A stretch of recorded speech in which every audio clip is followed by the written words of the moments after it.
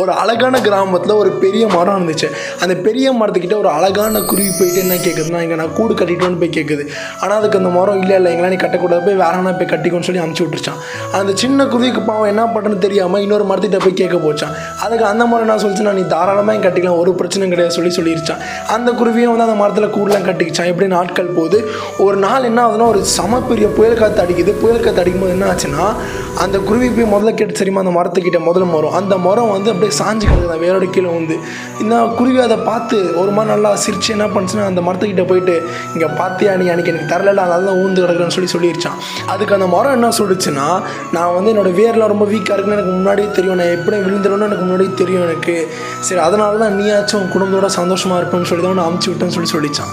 கேட்க சின்ன கதையாக தான் இருக்குது, ஆனால் வந்து ஒரு மாதிரி டிஃப்ரெண்ட்டான மீனிங்காக இருக்குல்ல. அண்ட் இந்த 100 Days 100 Super Stories Day 11 கதை அந்த மாதிரி இன்ட்ரெஸ்ட் ஃபாலோ பண்ணுவீங்க. அவர் கிரேட் டே.